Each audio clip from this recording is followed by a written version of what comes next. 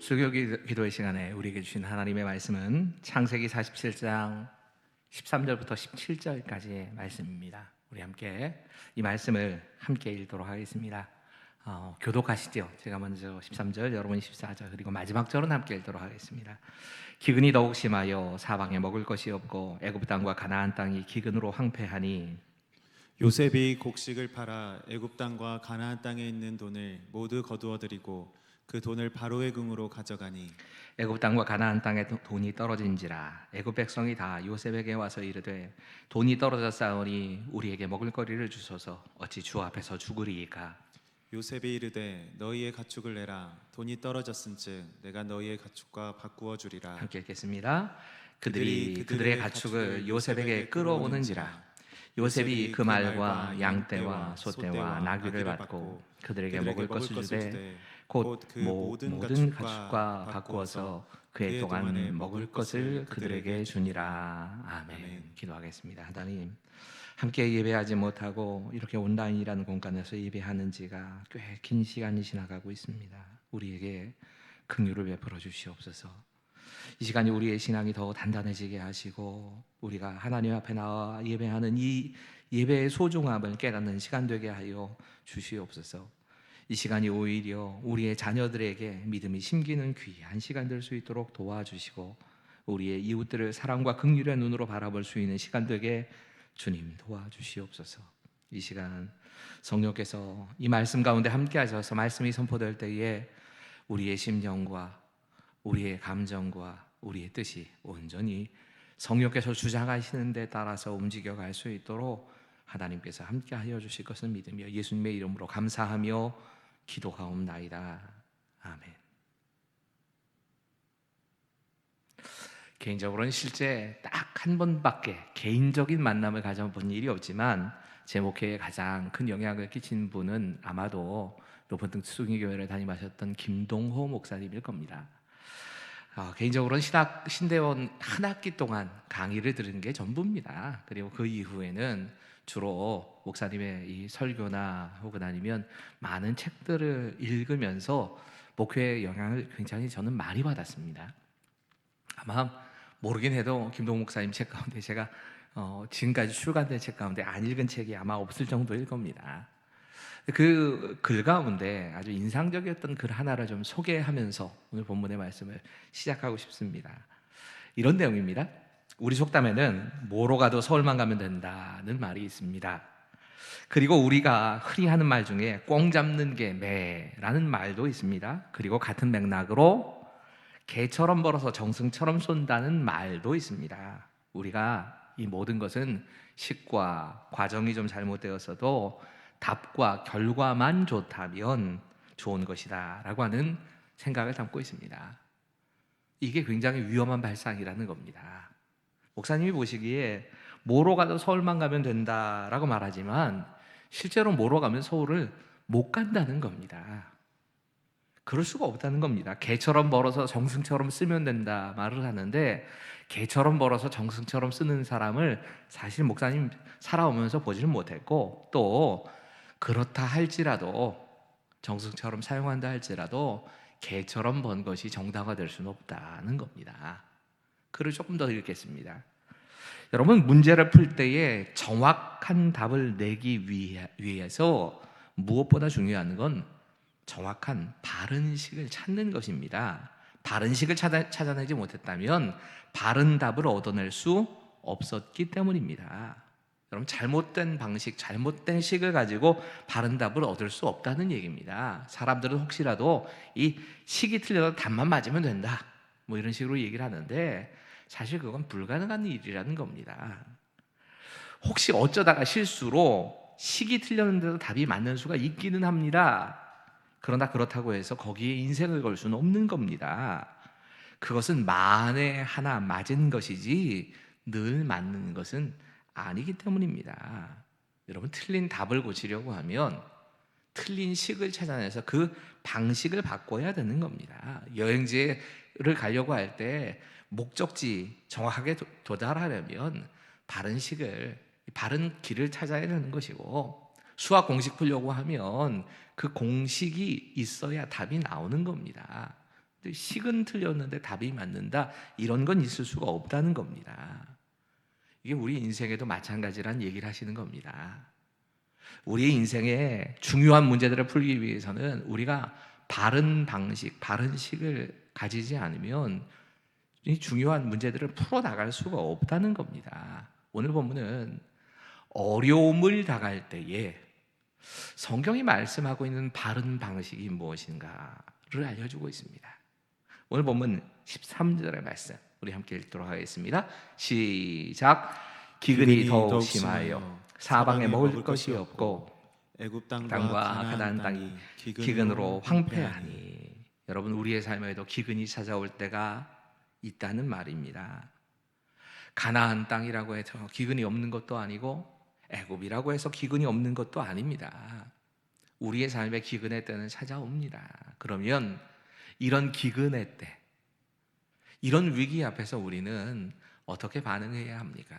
오늘 본문은 사실 요셉이 이 기근의 때를 벗어나기 위해 했던 이야기를 쭉 같이 좀 묵상해 보려고 합니다. 이 본문에만 한정되는 이야기가 아니고 이런 어려움의 때를 우리가 어떻게 풀어가야 할까 하는 겁니다. 오늘 본문의 첫 번째 찾아야 될 메시지는 이것입니다. 우리 함께 읽지요. 시작. 변하지 않는 하나님의 말씀을 기준으로 삼아야 합니다. 세 명의 친구가 하얗게 눈이 내린 날에 벌판에 서서 우리가 똑바로 걸어가는 발자국을 남기자, 그리고 그 사람에게 상을 주기로 내기를 했답니다. 이 세 사람이 각각 다른 방식으로 똑바로 걸어가기 위해서 애를 씁니다. 첫 번째 친구는 자신의 발등을 중심으로 해서 발등에서 조금 더 어긋나지 않게 한 걸음 한 걸음 걸어갔답니다. 이 첫 번째 친구의 걸음은 당연히 삐뚤빼뚤 될 수밖에 없었습니다. 두 번째 친구는 마음이 안정되면 그런 바른 길을 걸을 수 있다 생각을 해서 눈을 감고 마음을 편하게 한 후에 걸었답니다. 뭐 어떻게 될는지 결과는 뻔히 아시겠지요. 똑바로 길을 걸어갈 수는 없는 겁니다. 세 번째 친구는 분명히 다른 사람들과 똑같이 걸은 것 같은데 이 친구의 걸음만 똑바로 난 겁니다. 나머지 두 친구가 내기에서 진 후에 이 세 번째 친구에게 묻습니다. 아니, 우리는 이런 방법 저런 방법을 써도 똑바로 걸어갈 수 없었는데 넌 어떻게 걸었냐? 그때 이 친구가 이렇게 답을 하더랍니다. 나는 저기 맞은편에 있는 소나무를 바라보고 걸었어. 여러분, 우리가 이 길이 삐뚤지 않으려면, 똑바로 걸어간 발자국을 내려고 하면 움직이지 않는 고정되어 있는 것, 이걸 바라보고 걸을 때만 우리는 바른 길을 걸어갈 수 있습니다. 정도를 걸을 수 있는 겁니다. 이 정도를 걷기 위한 노력을 정말 우리 선조들이 예전부터 오래 해왔습니다. 우리가 지금 다시 또 그런 길을 찾을 필요가 없고 이전 선배들이 어떻게 했는가를 보면 압니다. 서양의 선조들은 철학이 인간의 가장 바른 길을 알려준다라고 생각을 했습니다. 그래서 이 삶의 바른 이치를 깨닫기 위해 철학에 몰두했습니다. 동양의 선조들은 자기들이 생각하기에 돌을 닦는 것이, 종교 가운데 특별히 돌을 닦는다 그러죠. 이 돌을 닦는 것, 길을 닦는 것이 그래야 바른 길을 걸어갈 수 있는 길이 된다라고 생각을 했습니다. 그리고 돌을 닦으려고 했습니다. 근데 한번 생각해 보십시오. 이 철학이 발견했던 진리가 지금도 바뀌고 있습니다. 그때는 맞았는데 지금은 틀린다 라고 하는 결론이 나옵니다. 우리가 추구하고 있는 도, 이 선조들이 추구했던 도라고 하는 것은 사실 그 길을 걸어간 분들의 마지막 하시는 말씀이 이거지요. 뭔지는 모르겠다. 내가 추구하던 도가 도대체 무언가를 모르겠다. 이게 솔직한 답일 겁니다. 여러분, 우리는 진리는 단 하나밖에 없다고 믿는 사람들입니다. 하나님의 말씀이 성경입니다. 성경이 진짜 진리라고 믿는다면 성경을 바라보고 성경을 기준으로 삼아서 걷는 겁니다. 우리 사회가 지금 아마 이 IMF를 제외하고는 IMF 때만큼이나 큰 경제적인 위기가 찾아올 것이다 라는 예측을 많이 합니다. 뭐 청년 실업의 문제가 한참 심각하고 또 여러 가지 이 경제적인 문제들에 대해서 무역이나 여러 가지 어려움이 있어서 경제 문제가 심각하다 했지만 이 코로나19 이후에 우리 사회를 여러 가지 예측하면서 이 소비 불안부터 시작돼서 경제적인 활동이 위축되고 그래서 내수 경기로만 끝나는 게 아니고요. 이 국제적으로 다 경제가 꽁꽁 얼어붙을 거기 때문에 우리 혼자 잘한다고 될 일이 아니다. 참 어려움을 겪을 것이다. 라고 하는 이야기를 계속 해옵니다. 그때 기억해야 합니다. 성경이 기준이 되어야 합니다. 이전에 읽었던 책 가운데 성경은 경영학 교과서입니다 라는 책이 있습니다. 참 재밌게 읽었던 기억이 납니다. 그러니까 이 책은 한마디로 말하자면 성경 속에 우리가 살아가야 될 많은 방법이나 참된 길이 다 기록이 되어 있다는 겁니다. 그 가운데 우리가 어떻게 물질을 관리하며 살 것인가 하는 것도 성경 속에 답이 있다는 겁니다. 그 성경에서 답을 찾아서 살 때 우리는 바른 길을 걸어갈 수 있다 말하는 겁니다. 그러면 구체적으로 요셉이 어떠한 방법으로 이 애굽의 경제 정책을 펼쳤는가 하는 것을 좀 묵상해 보려고 합니다. 어려움을 당할 때 우리가 기억해야 될 첫 번째 내용은 우리가 하나님의 은혜로 산다는 것을 기억해야 합니다. 우리는 하나님의 은혜로 사는 겁니다. 여러분이 모든 것을 하나님을 기준으로 해서 산다 하는 것은 우리의 삶에 일어나는 모든 일에 하나님의 간섭이 있다. 또 하나님께서 우리를 책임져 주셔야지만 산다. 우리는 이걸 고백하며 사는 겁니다. 오늘 본문에 등장하고 있는 이 이집트라고 하는 나라는 고대 국가 가운데 기근과는 가장 상관이 없던 국가였습니다. 여러분, 이 이집트는 나일강이라고 하는 젖줄기와 같은 강 때문에 이 나일강을 통해서 농사짓는 일에서는 이 흉년의 때라고 하는 것이 아예 없는 기름진 땅, 가장 먹고 살기 좋은 땅이었습니다. 그런 땅에 살고 있는 사람들이 게다가 7년을 큰 풍년을 만난 겁니다. 그랬다면 이 사람들의 마음속에는 뭐 다른 거 먹고 사는 것에는 걱정할 필요가 없다 생각했을 겁니다. 하지만 그들의 삶에 흉년이 찾아온 겁니다. 이걸 통해서 하나님께서 가르치시려고 하는 건 너희가 너희의 힘으로 살 수 없다 하는 겁니다. 가나안 땅에 살기 때문에 기근을 안 겪는 게 아닙니다. 애굽과 같은 특별한 땅에 산다 할지라도 기근은 찾아올 수 있습니다. 모든 것이 풍족해지는 그때에 우리가 기억해야 되는 건 하나님의 은혜 없이는 아무것도 아니다. 이 사실도 기억해야 되는 겁니다. 우리는 은혜로 사는 겁니다. 아무리 풍족해도 그 풍족한 것으로 사는 게 아니고 내 힘과 내 능력, 내 지식으로 사는 것이 아니고 하나님의 은혜로 사는 겁니다. 이 본문을 돌아보면서 이걸 기억해야 하는 겁니다. 요즘처럼 문명이 발달하고 뭐 컴퓨터나 인공지능 대단한 이런 사회, 의료기술이 이렇게 발달한 시대가 어디 있습니까?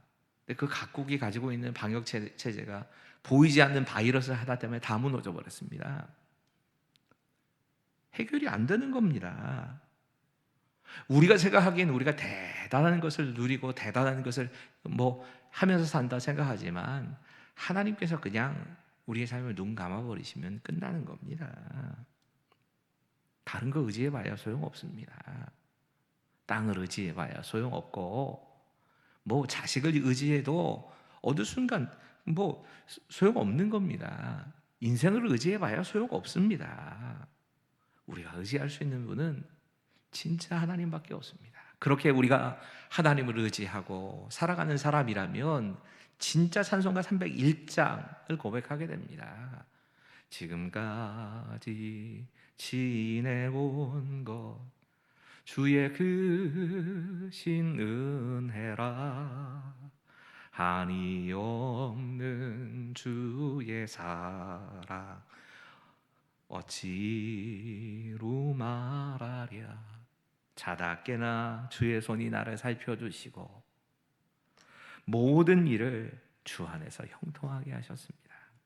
여러분, 주 안에서입니다. 우리는 결국 하나님 의지하고 사는 겁니다. 하나님 의지하고 사는 사람, 그 사람만이 하나님 은혜 안에 사는 겁니다. 때로는 하나님 의지하지 않고서 사는 사람들이 있습니다.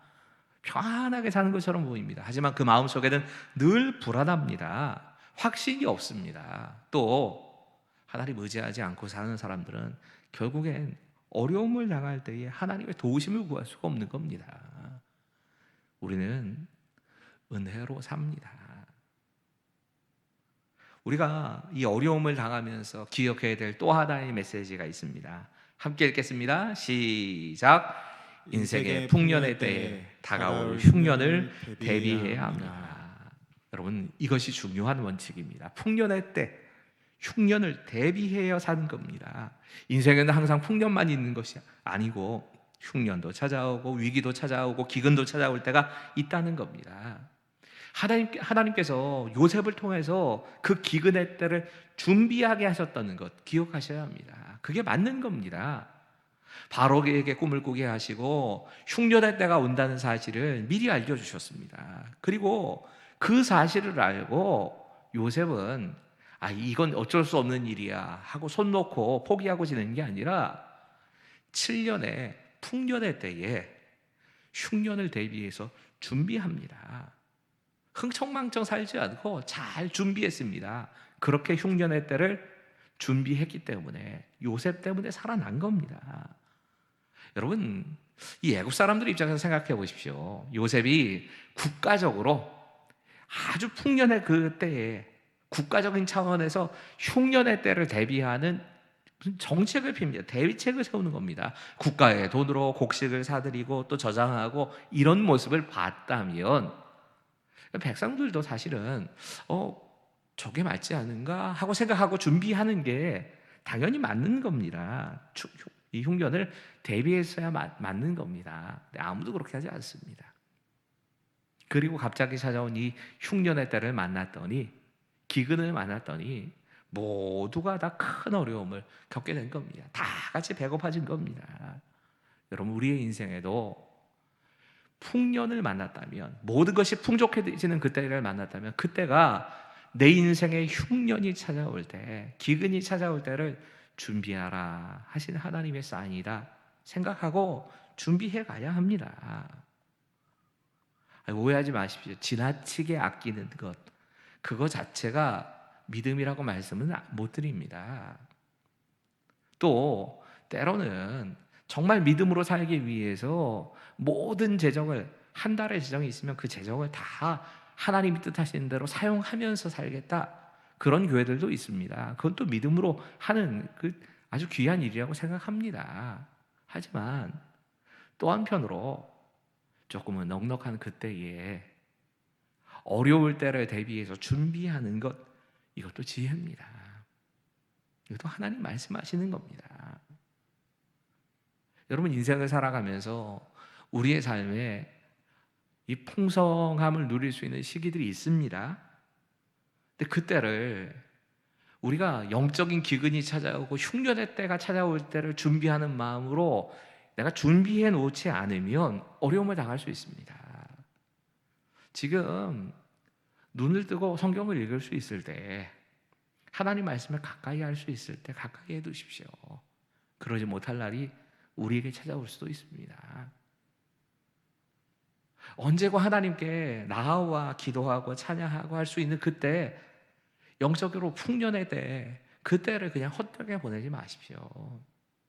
지혜는 하나님께서 풍성히 주실 때에 인생에 찾아올 수 있는 기근과 흉년을 준비하며 사는 것입니다. 우리가 어려움의 때를 믿음으로 살기 위해서 또 한 가지 필요한 게 있습니다. 그건 자기 생활에 대해서 스스로 책임지게 하는 겁니다. 여러분, 요셉이 이 어려움을 당한 애굽 사람들에게 펼쳐놓은 정책이, 경제 원칙이 좀 특이합니다. 먼저는 그는 그들이 가지고 있는 것을 가지고 곡식을 사 먹게 만듭니다. 무슨 돈을 더 찍어내지도 않았고요. 곡식을 무상으로 분배하지도 않았습니다. 그들이 가지고 있는 것을 다 내어놓고 소비하게 합니다. 오늘 본문의 말씀 13절과 14절 이렇게 말씀합니다. 기근이 더욱 심하여 사방에 먹을 것이 없고 애굽 땅과 가나안 땅이 기근으로 황폐하니 요셉이 곡식을 팔아 애굽 땅과 가나안 땅에 있는 돈을 모두 거두어 들이고 그 돈을 바로의 궁에 가져가니. 여러분, 요셉은 이 바로의 창고에 있는 곡식들을 다 풀어서 다른 사람들에게 무상 분배하는 이런 방식으로 어려운 사람들을 돕지 않았습니다. 무상 분배가 아니었습니다. 대가를 치르고 식량을 사 먹게 만듭니다. 여러분, 식량을 사 먹는 게 이 돈이 다 떨어진 후에는 또 어떻게 되는가 보십시오. 이어서 이렇게 말씀합니다. 16절과 17절의 말씀 같이 읽지요. 시작. 요셉이 이르되 너희의 가축을 내라. 돈이 떨어졌은즉 내가 너희의 가축과 바꾸어 주리라. 그들이 그들의 가축을 요셉에게 끌어오는지라.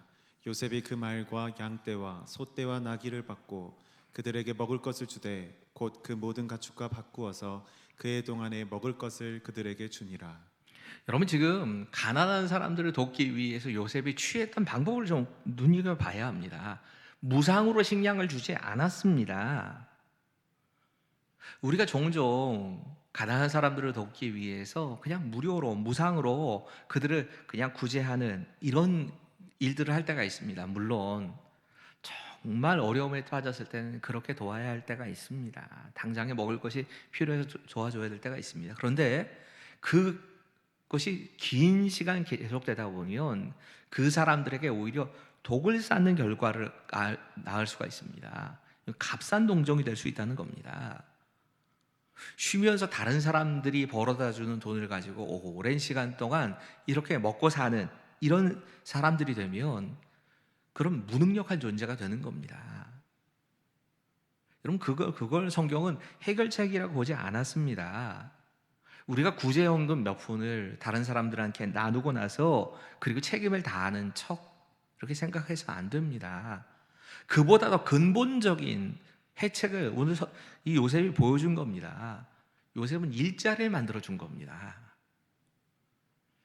이 미국이 대공황이라고 하는 큰 위기가 닥쳤을 때에 케인즈라고 하는 당시에 이 경제를 담당했던 장관이 공공 부분의 일자리를 만들기 위해서 아직은 덜 개발되어 있던 미국의 곳곳에 댐을 만들기도 하고 이 대공황을 이기기 위해 일자리들을 계속 만들어 줍니다.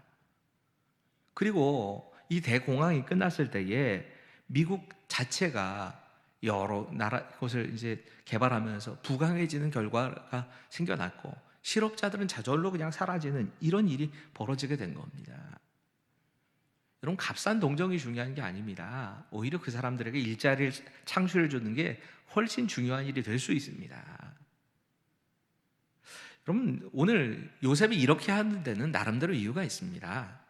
먼저는 7년의 풍년의 기간 동안에 7년 동안 흥청망청 살고 있던 애굽 사람들, 이 사람들을 가만히 내버려 두고 구제하듯이 먹을 것을 주었다면 흉년의 시간을 견디질 못했을 겁니다.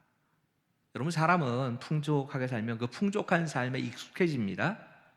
그래서 이 풍요로운 삶을 계속해서 누리려고 합니다. 이렇게 길들여진 겁니다. 근데 만약이라도 이 삶을 그대로 길들여 놓은 채로 그렇게 그냥 계속 살게 내버려 둔다면 아무리 많은 것을 비축해 넣었다 할지라도 7년이 되기 전에 이 7년의 흉년이 끝나기 전에 다 굶어 죽고 마는 겁니다. 이 생활의 규모를 줄일 수밖에 없습니다. 우리가 흔히 가난은 나라도 구제하지 못한다 그런 말을 하는데 사실 가장 큰 이유는 이겁니다. 이제 좀 먹고 살게 되고 풍족하게 살다 보면 생활 규모가 커진 겁니다. 생활 규모가 자꾸 늘어났기 때문에 그래서 이걸 줄이지 않고 그냥 살아가려고 하다 보면 결국은 아무리 많은 것을 퍼다 부어도 문제를 해결할 수가 없는 겁니다. 그렇기 때문에 스스로에게 책임을 물은 겁니다. 책임지게 한 겁니다.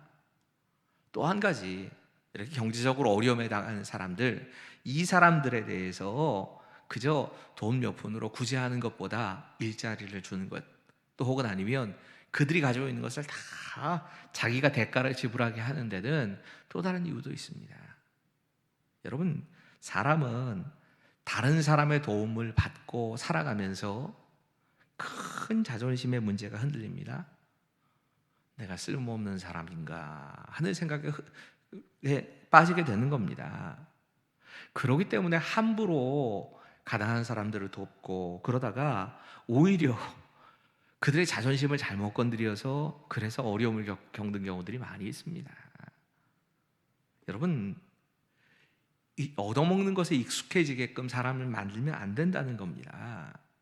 요셉은 그걸 막으려고 했던 겁니다. 그래서 먼저는 다 대가를 지불하고 너희들이 가지고 있는 돈 다 가져와, 너희들이 가지고 있는 가축들 다 가져와, 이렇게 하는 겁니다. 이렇게 했기 때문에 결과가 하나 나타납니다. 여러분, 애굽 사람들이 어쩔 수 없이 자신들이 가지고 있는 것을 포기해야 되는 겁니다. 우리 함께 18절의 말씀, 본문은 아니지만 18절의 말씀 같이 읽지요. 시작. 그 해가 다 가고 새 해가 되매 무리가 요셉에게 와서 그에게 말하되 우리가 주께 숨기지 아니하리까.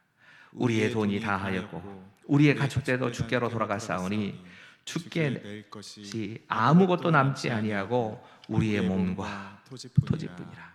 여러분, 이 사람들이요 스스로 먼저 온 겁니다. 요셉이 야, 돈 가져와, 그럼 내가 줄게. 가축을 가져와, 그럼 내가 줄게. 이랬는데 이제 그것 가지고도 아무리 애써봐도 살아남지는 못하겠는 겁니다. 먹을 것을 어떻게 만들어낼 수가 없는 겁니다. 그러자 이 사람들이 우리가 가지고 있는 것이 토지와 우리의 몸밖에는 없습니다. 이거라도 받으시고 우리 좀 제발 살려주십시오.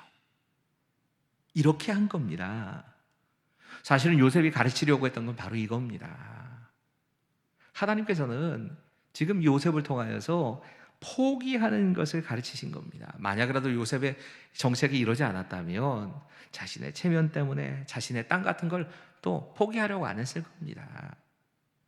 역사적으로 보면 이 시기에 이집트 사람들은 도저히 고대인이라고는 상상할 수 없을 만큼 많은 자유와 많은 것을 누리고 살았습니다. 이 정말 그러기 힘든 그 삶을 실제로 삽니다. 그런 시기에 살던, 아마도 이 당시에 그 점령하고 있던 왕조가 이민족 왕조였기 때문에 이집트 사람들의 마음에 환심을 사기 위해서 그랬을 가능성이 참 많이 있습니다. 그러니까 고대인인데 자기 돈 다 가지고 있고 자기 밭을 가지고 있고 자기 가축 가지고 있고 이런 삶을 살았던 겁니다. 이제 이 기근을 만나면서 요셉이 하나씩 하나씩을 다 뺏어오는 겁니다. 아니 무슨 악덕 정치인으로 생각하시면 안 됩니다. 사실 요셉이 보여주고 있는 건 이 모습을 통해서 실제로 어떻게 해야 살아남을 수 있는가를 보여준 겁니다. 여러분, 우리가 이걸 우리 신앙에도 적용해야 될 필요가 있습니다. 정말 큰 어려움을 우리가 만날 때 있습니다. 근데 그 정말 큰 어려움 속에서 그 속에서라도 살아남기 위해서는 우리는 하나씩 하나씩 자신의 것을 내려놓는 것을 포기해야 됩니다. 이걸 해야 되는 겁니다. 포기 없이는 문제가 해결이 안 됩니다. 요셉이 그 사실을 알려주고 있는 겁니다. 여러분, 그 결과 이 사람들이 어떻게 됩니까? 그들 모두가 바로의 노예가 됩니다. 요셉은 이집트의 모든 백성을 바로의 노예를 만들고 그리고 살려놓은 겁니다. 여러분, 우리가 어려움을 당해서 이 어려움 속에서 내가 가지고 있는 것을 하나씩 하나씩 내려놓게 됩니다. 포기하게 됩니다. 그리고 우리는 비로소 하나님의 종의 자리에 서게 됩니다. 이 종의 모습에서 우리가 반드시 기억해야 될 메시지가 있습니다. 우리 함께 23절과 24절입니다. 함께 읽지요. 시작. 요셉이 백성에게 이르되 오늘 내가 바로를 위하여 너희 몸과 너희 토지를 샀노라. 여기 종자가 있으니 너희는 그 땅의 뿌리라. 추수의 5분의 1을 바로에게 상납하고 5분의 4는 너희가 가져서 토지의 종자로도 삼고 너희 양식으로도 삼고 너희 가족과 어린아이의 양식으로도 삼으라. 아멘. 여러분, 요셉은 단순히 지금 이 순간에 배고픔만 해결해 주는 그런 정책을 펼친 게 아닙니다. 그는 나라의 근본을 다 바꿔놓는, 나라의 기초를 바꿔놓는 중요한 정책을 지금 펼치고 있는 겁니다. 각 사람에게 자신이 가지고 있는 것을 다 팔아서, 돈에서부터 시작해서 가축과 또 자신이 가지고 있는 밭과 심지어는 자기 자신을 포기하게 만들어놔서 나라의 소유로 만들었습니다. 그런데 희한한 것은 그 땅을 다시 그 사람들에게 경작하라고 나누어 주면서 5분의 1만 바로에게 주고 나머지 5분의 4는 너희가 마음껏 사용해도 된다, 이런 정책을 펼친 겁니다. 여러분, 이게 고대 국가에서는 거의 불가능한 얘기입니다. 요즘이야 세금을 내가 버는 것의 5분의 1씩이나 내라고 그래? 아주 반발이 크겠지만 고대 국가에서는 이 5분의 1을 국가에 바치는 세금이라고 하면 정말 거의 불가능에 가까울 정도로 국가가 아무것도 안 가지는 겁니다. 굉장히 너그러운 세금을 준 겁니다. 그리고 그렇게 함으로 이들 모두를 살려놨습니다. 여러분, 우리가 가지고 있는 것들을 어려움을 당하면서 포기해야 될 때가 있습니다. 하나를 내려놓습니다. 그러면서 자유를 잃어버리고 얽매여서 마치 종처럼 노예처럼 사는 것 같이 느껴질 때가 우리의 삶에도 분명히 있습니다. 하지만 우리가 진짜 하나님께 그렇게 종으로 내 것을 내어놓기 시작하면 하나님 우리의 생명을 살려주십니다. 그걸 얘기하고 있는 겁니다. 종으로 삼으시는 것은 우리의 자유를 억압하시기 위해서가 아니고 우리를 살리시기 위해서입니다. 그리고 이전과 똑같지는 않습니다. 이전처럼 지가 하고 싶은 대로 마음껏 살 수는 없습니다. 하지만 충분히 하나님은 그 안에서 우리에게 자유를 또 허용해 주십니다. 여러분, 오늘 보면은 어려움을 당할 때에 우리가 가져야 될 아주 중요한 삶의 원칙을 가르쳐 줍니다. 먼저는 내 힘으로 살려고 발버둥친다. 그러면서 우리가 발견하게 되는 건 우리 힘으로는 살 수 없구나 하는 겁니다. 오해하지 마십시오. 내가 내 힘으로 아무런 노력도 하지 않아도 된다는 뜻 아닙니다. 요셉이 그랬던 것처럼 자신이 가지고 있는 모든 재원을 다 사용해서 그래서 문제를 해결하기 위해서 애를 쓰는 거 나쁜 일이 아닙니다. 하지만 그렇게 아무리 애써도 우리는 우리 삶의 진짜 문제를 해결할 능력이 없다는 얘기입니다. 우리는 하나님의 은혜가 아니면, 하나님의 도우심이 아니면 살 수 없습니다. 하나님께서는 네가 아무리 애써봐라 그래도 네 힘으로는 안 된다 하는 것을 가르쳐 주시려고 우리의 삶에 기근을 내버려 두실 때가 있습니다. 여러분, 오늘 본문의 말씀은 우리가 어려움을 당하면서 자신이 가지고 있는 것들을 내려놓고 포기하는 것, 이것을 말씀하십니다. 누구 다른 사람이 아니라 하나님 앞에 나의 삶에 정말 중요하다고 생각했던, 지금까지는 그렇게 생각해왔던 것들을 하나하나 내려놓는 그런 삶의 방식에 대해서 하나님께서 말씀해 주고 계신 겁니다. 지금까지는 욕심을 따라서 내가 하고 싶은 것을 다 해서 살았다면 이제는 하나님의 종이 돼서, 주의 종이 돼서 그렇게 살아가는 삶, 그리고 그 안에 진짜 생명이 있고 하나님이 허락하시는 참 자유가 있는 그런 삶, 그런 삶에 대해서 오늘 본문을 통해서 말씀하고 계시는 겁니다. 함께 기도하시지요.